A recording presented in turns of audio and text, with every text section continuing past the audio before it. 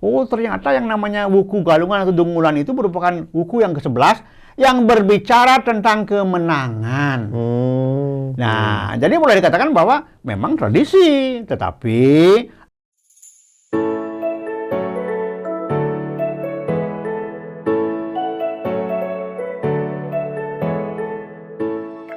Om Swastiastu, pemirsa Hindu Channel, kami mengucapkan selamat Hari Raya Galungan dan Kuningan.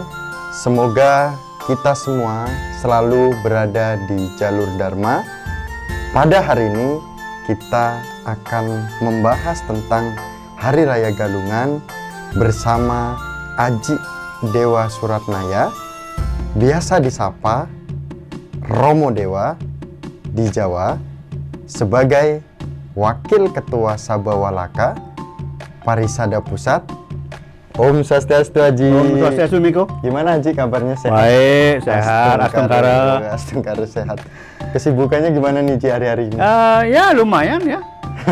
Ada aja kegiatan. Ada aja kegiatan. Ya. Haji, pada hari ini kita akan membahas tentang Hari Raya Galungan. Ya.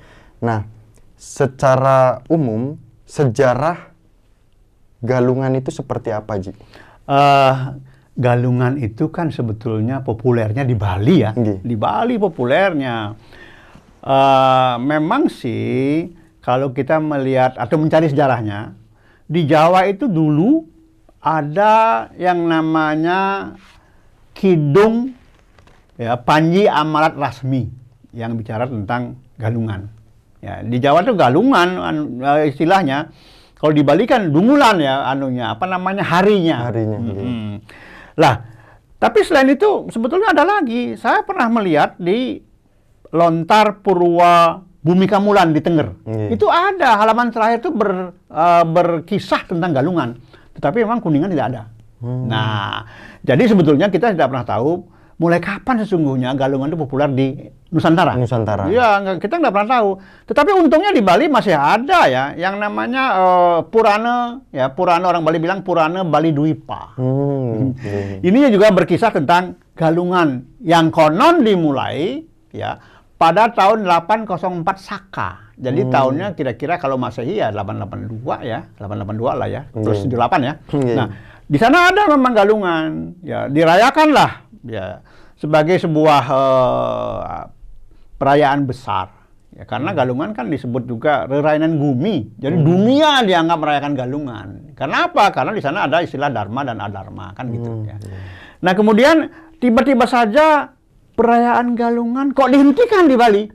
Dihentikan sempat pada suatu setelah 3 abad ya, 300 tahun itu dirayakan, kok tiba-tiba dihentikan. Nah, kemudian ini cukup lama. Sampai kemudian ketika yang berkuasa di Bali adalah Raja Jayakesunu, ya, mulai berpikir dia, kenapa setelah Galungan dihentikan kok banyak musibah, banyak bencana, dan banyak pejabat kerajaan yang meninggal usia muda. Nah, mulailah beliau mencari tahu kenapa sih. Mulailah beliau melaksanakan Dewa Seraya namanya, mencari petunjuk ya, dari alam sana, alam kedewataan. Di Pura Dalam Puri, di Besakih itu. Muncullah petunjuk bahwa leluhur-leluhur Raja Jayakesunu ini umurnya pendek dan banyak bencana terjadi di kerajaan disebabkan karena Galungan dihentikan perayaannya. Nah, akhirnya dengan petunjuk ini mulailah dirayakan kembali dan ternyata memang bencana berkurang.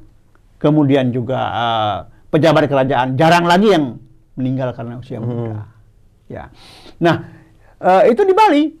Tapi kalau saya lihat di Jawa juga ada keunikan ya. Artinya gini, kalau kita bicara Dharma dan Adharma, ya, itu sebetulnya seperti di Gunung Lawu misalnya. Ada perayaan yang mirip, namanya bukan Galungan, tetapi namanya Mondosio. Disebutnya Mondosio. Itu dirayakan setiap Anggoro Kasih Medangsil kalau di Bali. Jawa Anggoro Kasih Mondosio. Nah, setelah saya telusuri, apa sih latar belakangnya? Nah, kalau misalnya di Bali kan kisah tentang konflik antara Maya Denawa dengan Indra, kan begitu. Nah, kalau di Gunung Lawu, kisahnya lebih mengarah kepada Ityasa, di mana dianggap atau diyakini bahwa di sana pernah terjadi konflik ya pertarungan antara Bima dengan para raksasa ketika mendirikan kerajaan Indraprastha, kan gitu ya. Jadi sama aja sebetulnya nilainya ya Dharma dengan Adharma. Ya. Tapi juga ini dirayakan di Keraton Solo, Mondosio ini sampai saat ini. Sampai saat ini, ya. Artinya apa? Ada versi-versi lain yang identik dengan galungan itu. Nah, termasuk di India juga unik. India tuh jangan dikira ada yang identik dengan galungan. Ada juga, cuma dari sebutannya berbeda. Sebutannya berbeda, tetapi esensinya sama. Esensinya sama. Malah kalau di India itu kan 2 kali setahun. Setiap bulan Waisakha atau bulan April ya, dilaksanakan yang namanya Durga Nawaratri. Ya, jadi ada 9 malam sebelum mencapai hari ke-10. Jadi sebetulnya di India itu galungan itu namanya Wijayadasami. Kemenangan yang dirayakan pada hari yang ke-10. Tapi 9 hari sebelumnya mereka melaksanakan kegiatan keagamaan, pemujaan. Nah, untuk bulan April ini yang namanya Durga Nawaratri, dikisahkan bahwa itu terjadinya konflik antara Dewi Parwati dengan Mahesasura. Ya, ini apa ya? Lembu sura lah ya, yang sangat sakti ya, yang di dalamnya bersembunyi raksasa Durga. Jadi pertempuran antara Dewi Parwati dengan raksasa Durga yang bersembunyi di dalam tubuh Mahesasura. Dengan kemenangan Dewi Parwati. Itu sebabnya kemudian Dewi Parwati ini mendapat gelar Dewi Durga. Nah, kemudian apa sebetulnya menjadi esensi dari perayaan bulan April ini? Sebetulnya ini adalah sebuah pola bagaimana manusia-manusia umat Hindu di India pada saat itu untuk merebut apa? Merebut kasih sayang itu dari Tuhan sendiri. Jadi Durga jangan diartikan sebagai sesuatu yang serem, menyeramkan. Durga itu kalau di Bali ya, waduh, gawat. Tapi di India tidak. Digambarkan sebagai seorang wanita cantik sekali, kemudian kisahnya itu diartikan bahwa orang-orang saat itu berebut mencari kasih sayang Tuhan. Nah, kalau bulan Oktober, perayaan yang identik dengan galungan ini disebut dengan Rama Nawaratri. Dikisahkan dengan kemenangannya Rama mengalahkan Rahwana. Nah, ini juga unik. Karena di India ini sebetulnya yang lebih menonjol adalah kesemarakan. Lebih menonjol kesemarakan, walaupun di dalamnya ada kegiatan keagamaan. Ya, jadi kalau di Jawa ada Mondosio, ya, kemudian di India ada Nawaratri, itulah semuanya simbol kemenangan Dharma terhadap Adharma. Nah, kalau di kita di Bali namanya galungan, di Jawa ada galungan, sudah menyebar di seluruh Nusantara. Namanya galungan juga ya. Nah, namanya galungan juga sudah menyebar sekarang. Dan jelas esensinya adalah sebetulnya galungan itu kan penyatuan kekuatan pikiran dan kekuatan rohani. Jadi keseimbangan sebetulnya. Inilah yang kita butuhkan dalam kehidupan sehari-hari. Jadi kembali kalau kita bicara sejarah galungan, di Bali ada data yang lebih lebih pasti, lebih kelihatan. Tapi di Nusantara kita tidak pernah tahu kapan mulainya galungan dirayakan pertama kali. Seperti itu. Jadi itu berdampak pada lingkungan juga ketika merayakan galungan itu. Iya, jelas berdampak pada lingkungan. Nah, kalau kita lihat praktek sekarang, bagaimana menyikapi galungan kan tidak sama. Di Bali penuh dengan beberapa rangkaian upacara. Ya, ada yang namanya Sugihan Jawa, Sugihan Bali, penyajian, penampahan. Ada lebih rinci dia. Tapi kalau di tempat lain belum tentu. Ya, di Jawa juga belum tentu di Jawa seperti itu. Karena apa? Sesungguhnya hampir semua hari raya Hindu itu adalah sebuah ungkapan rasa angayu bahagia. Jadi semua ucapan terima kasih. Jadi tetap aja sebetulnya apapun bentuknya, apapun namanya, yang namanya Hari Raya Hindu di Indonesia khususnya ini adalah ungkapan rasa syukur bahwa kita sudah mendapatkan banyak dari Yang Maha Kuasa. Itu dia. Ya. Nah, kemudian ini Ji, setelah kita ketahui sejarahnya itu, kenapa selalu dirayakan 210 hari? Kenapa nggak 1 tahun aja sih gitu kan? Itu kan anak muda, tahun para umat pasti kan menanyakan gitu. Setahun aja lah. Ya, gitu, tapi yang itu kan di Indonesia ya, khususnya di Bali. Nah, kalau di India tadi saya sampaikan, di India kan tidak. Setahun 2 kali, bulan April dan bulan Oktober. Iya. Karena mereka mengacu kepada tahun surya. Kalau di kita kan enggak, kita kan kombinasi antara solar dan lunar, antara ya matahari dan bulan kan. Iya. Nah, jadi memang nggak sama. Lalu kemudian kenapa? Kok milih-milihnya wuku dungulan? Kan galungan kita kan kombinasi dari Saptawara, hari Rebo, kemudian Pancawara, Kliwon, Rebo Kliwon, kemudian wuku. Wuku ini kan jumlahnya 30. 30 dalam setahun itu 30 wuku dia. Kenapa milih? Jadi begini, ini sifatnya kesejarahan. Ketika pertama kali muncul galungan itu memang diawali dengan Rebo, Rabu, Kliwon, galungan atau Rebo, Kliwon, dungulan.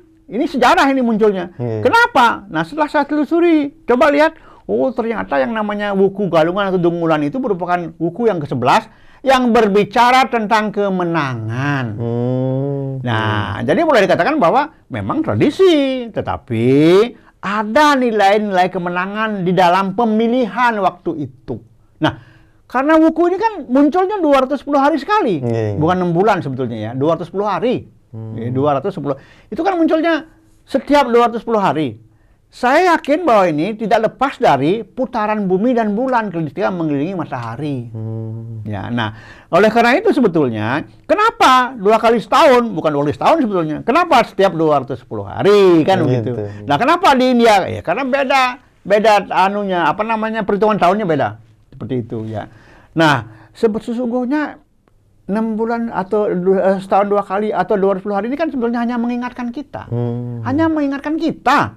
Kalau misalnya sama sekali tidak ada yang mengingatkan kita tentang Dharma, ya mungkin lama-lama ya lupa juga ya. Maka sebetulnya yang kita butuhkan, kemenangan Dharma itu tidak setiap 210 hari. Ya kalau bisa setiap hari.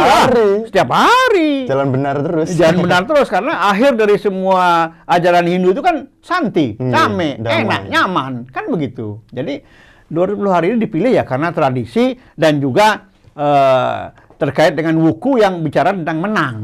Nah, ini kan kemenangan sebetulnya. Kemenangan kita terhadap ya sifat-sifat buruk kita. Dan kalau dikaitkan dengan ajaran yang populer sekarang, kalau kita bicara 6 musuh 1.000, sebetulnya galungannya real kok itu untuk menjinakkan si 6 ini, untuk menjinakkan 1.000 ini, ya, menjinakkan kama, menjinakkan loba, menjinakkan kroda, menjinakkan moha, mada dan matsarya. Ini sebetulnya. Kalau ini sudah bisa dilakukan, sebetulnya kita sudah bergalungan. Cuman selalu kita ingin mengatakan bahwa manusia ini serba kurang. Kalau nggak ada yang karena dia pura-pura lupa nanti. Pura-pura lupa akhirnya tidak melakukan lagi.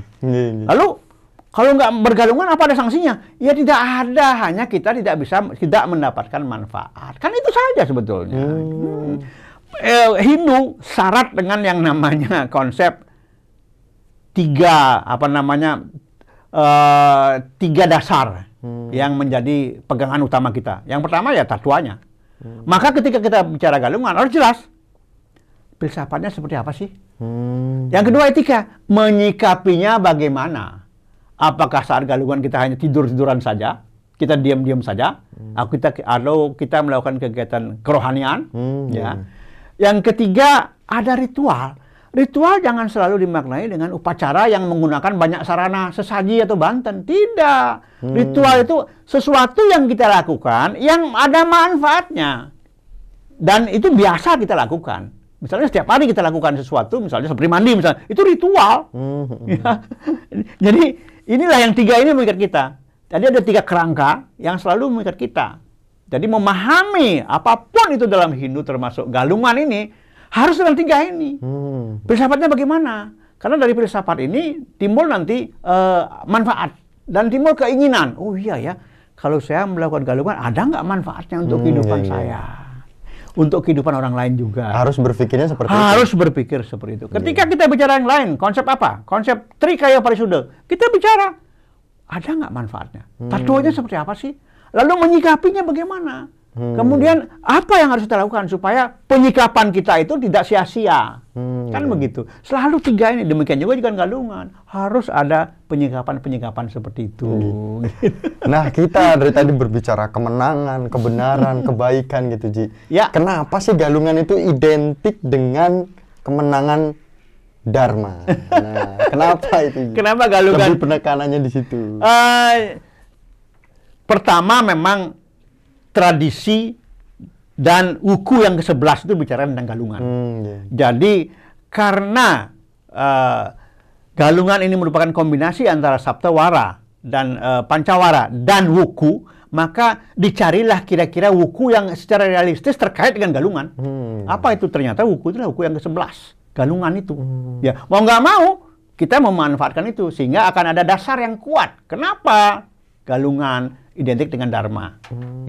Ya, keterikatan masa lalu para leluhur kita tidak bisa lepas dari 3 ini, Saptawara, Pancawara, dan wuku. Nggak bisa lepas. Ini yang mengikat kita sebetulnya. Maka banyak upacara-upacara kita di Nusantara mengacu kepada 3 poin ini. Agak berbeda dengan di India. Kita berbeda dengan di India hampir 1 bulan. Misalnya upacara kayak misalnya hari raya kayak Siwalatri misalnya. Itu kita bisa 1 bulan beda dengan India. Kita duluan atau? Kita duluan. Oh, kita duluan. Kita duluan. Ya, jadi apakah itu salah? Tidak ada yang salah. Alam itu sudah mengatur. Dan sebetulnya kita kalau mengacu kepada konsep desa Kalapatra, lah kita nggak salah. Di India seperti itu ya biarkan saja. Di Indonesia seperti ini ya biarkan saja. Tidak ada yang salah. Ya. Seperti galungan. Saya ingin mengingatkan bahwa galungan itu kan sebetulnya kita butuhkan setiap hari, setiap saat. Ya kalau kita bicara tujuan agama Hindu, Dharma, Artha, Kama, Moksa itu, ya gimana kita mengabaikan galungan? Bagaimana kita bisa mengabaikan Dharma? Ya, Dharma itu ya setiap hari kita butuhkan. Ya, setiap hari kita butuhkan itu untuk apa? Kelangsungan hidup kita, mencapai tujuan agama. Kalau orang sekarang mengatakan, wah ini itu banyak sekali raya ya. Coba, berapa banyak sih hari raya? Hari raya loh ya. Raya. Kita lihat ya. Ada Saraswati, pasangannya Pager Besi, ya, menyangkut masalah kemanusiaan. Kemudian ada Galungan, pasangannya Kuningan. Itu juga menyangkut masalah perjalanan kehidupan kita. Nanti ada Siwaratri. Lalu apa lagi? Nggak ada lagi, Nyepi. Cuman itu saja. 4 saja. Ya saya nggak ingin mengatakan bahwa yang lain, misalnya saudara-saudara kita dari yang lain juga banyak ya. Itu urusan mereka lah. Tapi yang jelas kita cuma 4. Kenapa banyak? Kenapa selalu dibilang banyak? Ya, karena begini, kita menyadari bahwa manusia itu sering lupa. Banyak lupanya. Banyak sering pura-pura lupa. Sehingga hari raya ini sebetulnya mengingatkan kita sebagai manusia yang harus selalu angayu bahagia. Harus selalu berterima kasih, bersyukur. Lo kan katanya salah satu saya mengatakan sangat bersyukur kita hidup pakai badan manusia. Coba dikasih badan kambing, repot urusannya, ya kan? Lah sebelum dikasih badan manusia, kan seyogianya kita kemudian berperilaku sebagai manusia dan berupaya meningkatkan. Apalagi galungan kan esensinya adalah penyatuan antara kekuatan pikiran dan kekuatan rohani. Itulah sebetulnya wujud Dharma. Jadi kalau misalnya Miko kita bicara Dharma, kalau belum mampu menyatukan kekuatan rohani dengan kekuatan pikiran, ya belum Dharma lah itu. Belum Dharma lah itu. Nah, memang sih kalau kita lihat, tadi saya katakan Galungan itu hari raya dunia. Kenapa? Karena yang merayakan Galungan tidak hanya manusia hidup dalam konsep Hindu loh ya. Leluhur kita sudah nggak ada juga yang sudah menjadi leluhur pun merayakan. Iya ikut sehingga ada jangka waktu 10 hari dari Galungan sampai kepada Kuningan. Itulah saat-saat diyakini bahwa leluhur mendapat izin turun menyambangi keturunannya ikut merayakan bagaimana sih Galungan ini. Ada. Makanya saat-saat itu harus dimanfaatkan oleh keturunannya. Untuk apa? Untuk berkomunikasi dengan leluhur itu. Melalui apa? Melalui sesuatu yang kita aturkan. Misalnya, dibalikan istilah sode, nasi putih. Jangan dikira kemudian, wah leluhur makan nasi. Ya enggak lah, bukan seperti itu. Ya. Tetapi itu hanya wujud bakti kita kepada leluhur. Memberikan tanda supaya leluhur itu, oh iya, keturunan saya bakti seperti itu ya. Jadi sebetulnya banyak sekali ya nilai-nilai yang terkandung dalam Galungan ini. Banyak banget ya, banyak sekali. Bahkan di Bali kan dikenal juga ada beberapa jenis Galungan. Nah, Galungan yang biasa Rebo, Kliwon, Galungan atau Dungulan. Biasa. Kemudian kalau misalnya kebetulan ada galungan yang jatuh seperti pada galungan yang pertama kali tahun 804 Saka, yaitu pada Rebo, Kliwon, Galungan, dan Purnama. Nah, ini Purnama kan jadi sesuatu yang luar biasa ini kalau di kalangan masyarakat Hindu ya. Itu berarti wah ini galungan galungan nadi katanya, galungan yang wah hebat luar biasa ini. Galungan yang menggemparkan. Gitulah ya, galungan nadi katanya. Kalau galungan itu jatuh persis seperti awal pertama plus Purnama. Wah, ini hebat ini. Gitu. Apakah itu dihebat-hebatkan? Tapi yang jelas beda ya karena ada purnamanya. Nah, kemudian ada juga bagaimana halnya kalau pas jatuhnya tilem.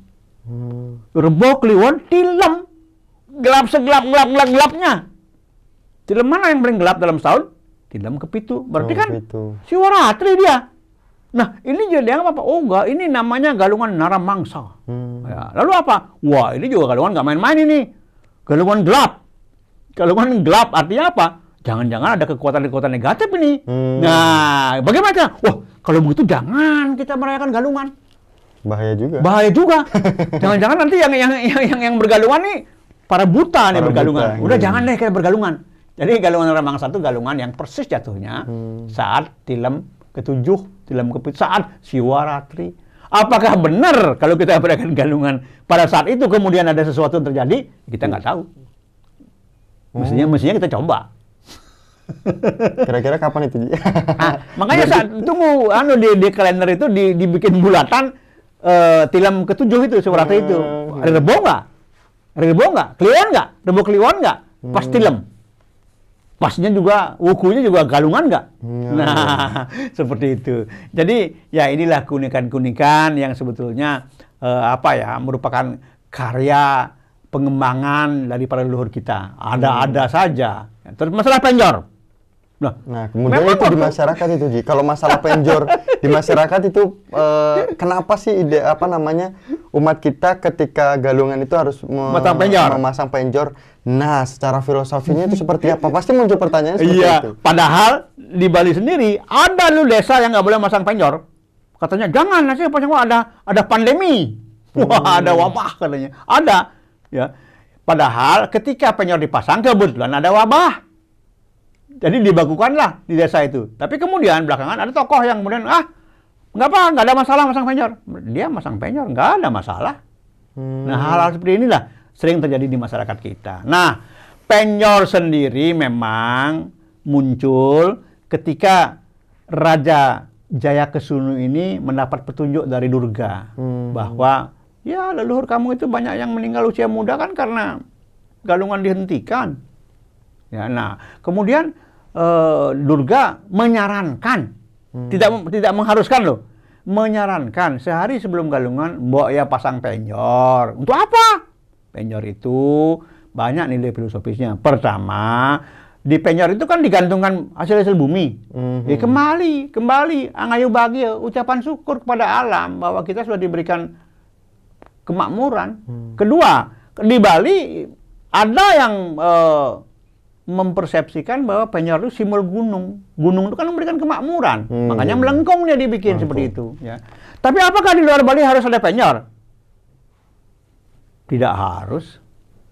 Ya, enggak di Jakarta sendiri kita kalau galungan tidak pernah mau menjor. Ya, nggak ada tempat juga sih buat masangnya. Malahan kalau ada acara orang kawinan malah ada penjor. Mana ada penjor? Itu bukan penjor-penjoran. Itu ada pernikahan-pernikahan. Iya, nah itulah kan dimanfaatkan itu. Nah, itu penjor ya.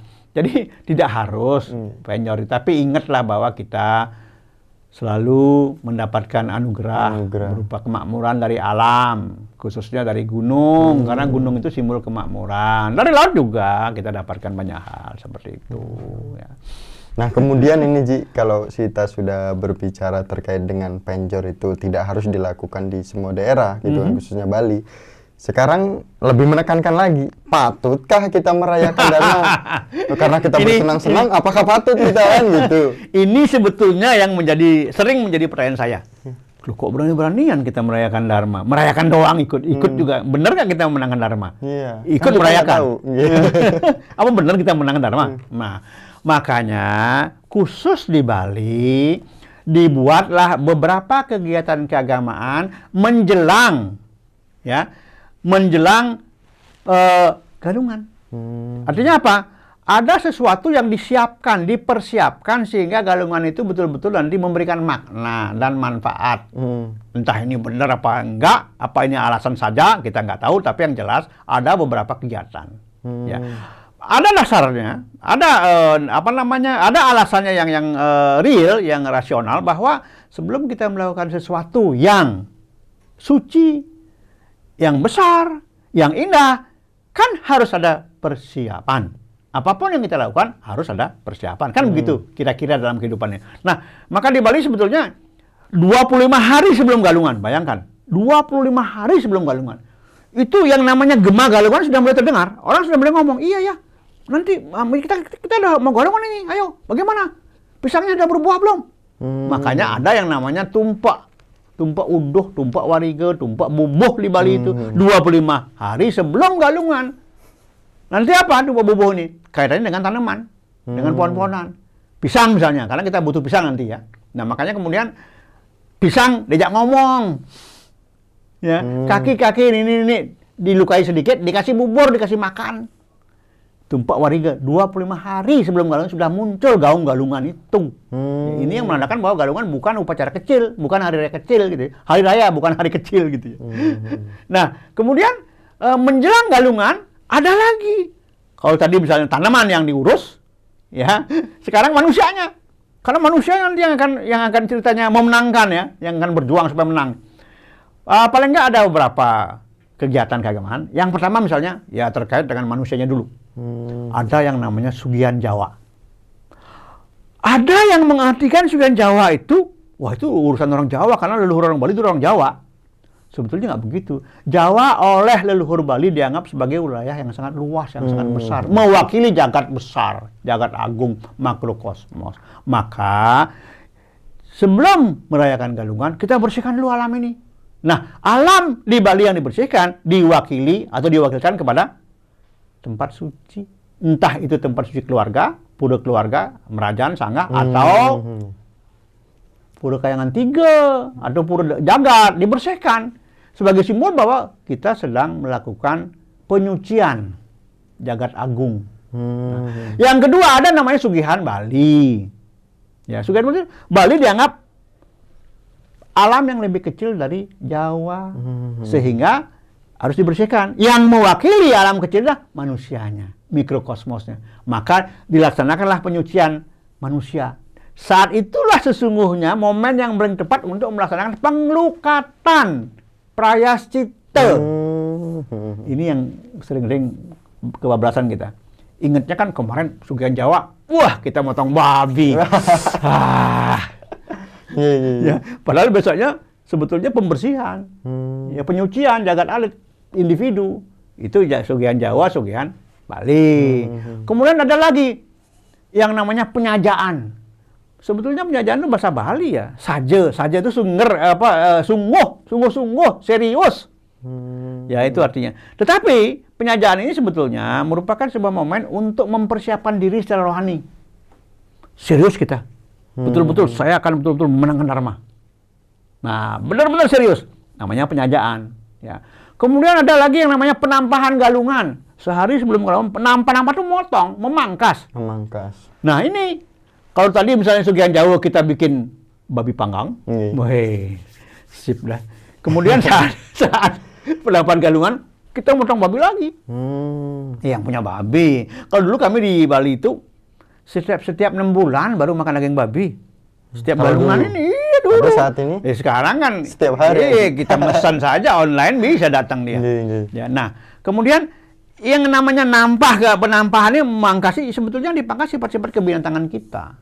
Artinya apa? Saat penampahan itu pertama kita melakukan ritual keagamaan sederhana, ya. Sempurnakan dulu makhluk-makhluk penghuni alam bawah. Ya, ada penyucian di sana untuk mereka. Kemudian kita pangkas sifat-sifat binatang. Lah sifat-sifat binatang itu kan cuman sadaripui itu sebetulnya. Ya. Itu ya sudah. Saat itulah yang jadi sebetulnya saat penampahan kita juga melakukan ritual sadhana sebetulnya, sadhana saat itu, ya. Nah, setelah ini barulah sebetulnya kita bisa dianggap berhak untuk memenangkan dharma. Belum merayakan kemenangan ya. Berhak untuk memenangkan dharma. Karena sudah melalui proses itu. Proses ini. Proses ini. Tetapi sebetulnya semua proses ini kan bisa saja disimplifikasi, disederhanakan. Misalnya dengan apa? Ya kita penyucian diri. Penyucian, lalu kita sadhana meditasi misalnya. Ya yoga misalnya. Ini bisa menggantikan semua ini. Kalau tidak memungkinkan. Kalau apalagi itu di luar Bali. Bisa saja. Jadi begini konsepnya. Persiapan supaya nantinya kita berhak untuk ikut memenangkan dharma, maka kita perlu mempersiapkan diri melalui yoga, meditasi, kemudian dilukat misalnya. Nah, ini persiapan yang penting. Jangan ujuk-ujuk saya ikut lah, merayakan aja. Merayakan ikut tapi nggak ikut berjuang gimana? Nggak ikut berjuang. Seperti itu ya. Makanya kita tetap berupaya. Oke lah. Kita punya komitmen untuk selalu ada di jalur dharma. Makanya nanti hari kelima setelah galungan muncul yang namanya pemacakan agung. Pemacakan itu nancap. Oh, nancap. Menancapkan. Jadi sesuatu yang sifatnya mulia kita tancapkan. Apa itu? Itu komitmen kita. Sesuatu yang mulia, komitmen kita untuk selalu ada di jalur dharma. Komitmen itu, komitmen. Nggak bisa kita abaikan. Pemacakan agung. Ada ritual di sana. Tetapi kembali. Apa harus kita ritual seperti di Bali? Tidak harus. Jadilah umat Hindu. Ya. Walaupun asal Bali, tapi tinggal di luar Bali. Makan, tidur, minum, dan menghirup udaranya bukan udara Bali. Jadi kita berperilakulah seperti umat Hindu asal Bali yang tinggal di luar Bali. Desa Kalepatranya itu harus ditegakkan. Seperti itu. Luar biasa Haji pembahasan kita pada hari ini terkait dengan galungan. Ya. Kemenangan Dharma melawan Adharma. Kita selalu lakukan kebaikan-kebaikan setiap harinya, tidak hanya dalam perayaan galungan. Kemudian kita pangkas sifat-sifat kebinatangan kita, sifat-sifat negatif kita pangkas. Kemudian kita tancapkan keajekan kita, kekonsistenan kita sebagai umat Hindu bahwa kita selalu tetap di jalan Dharma. Terima kasih pemirsa Hindu Channel dan terima kasih kepada Haji Dewa. Sama-sama Miko. Yang disapa Romo kalau di Jawa. Iya, itulah dia. Sudah kita sama-sama belajar pada hari ini dan tunggu episode-episode selanjutnya. Jangan lupa didukung Hindu Channel, komen, berikan ide-ide kepada masyarakat Hindu untuk kita angkat topiknya. Kita akan bahas, kupas bersama tokoh-tokoh Hindu, salah satunya Haji Dewa sebagai Wakil Ketua Sabawalaka Parisada Pusat. Kami akhiri pada hari ini dengan Paramasanti. Om Santi Santi Santi Om.